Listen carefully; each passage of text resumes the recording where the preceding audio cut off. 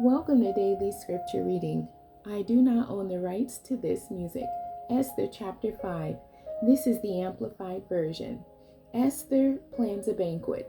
On the third day of the fast, Esther put on her royal robes and stood in the inner court of the king's palace, opposite his throne room.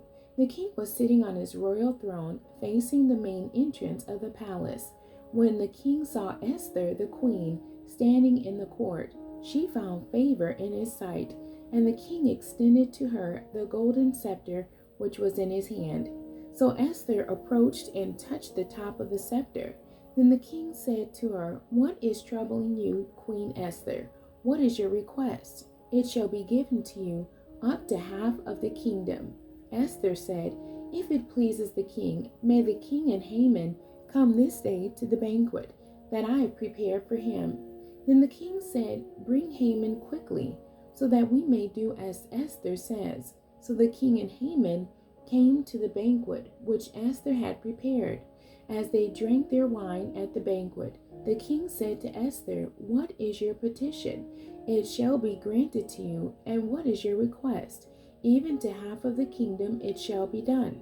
Then Esther replied, "My petition and my request is this: if I have found favor in the sight of the king, and if it pleases the king to grant my petition and to do as I request, may the king and Haman come to the banquet that I will prepare for them, and tomorrow I will do as the king says and express my request."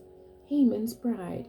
Haman went away that day joyful and in good spirits, but when he saw Mordecai at the king's gate, refusing to stand up or show fear before him, he was filled with rage toward Mordecai. Nevertheless, Haman controlled himself and went home. There he sent for his friends and his wife Zeresh. Then Haman recounted to them the glory of his riches and large number of his sons, and every instance in which the king had magnified him, and how he had promoted him over the officials and servants of the king. Haman also said, "Even Queen Esther, let no one but me come with the king to the banquet she had prepared. And tomorrow also I am invited by her together with the king. Yet all of this does not satisfy me as long as I see Mordecai, the Jew, sitting at the king's gate." Then his wife Zeresh and all his friends said to him, "Have a gallows 50 cubits high made, and in the morning ask the king to have Mordecai hanged on it.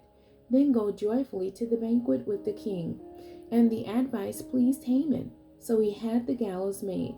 The end. God bless you, and thank you for joining me today.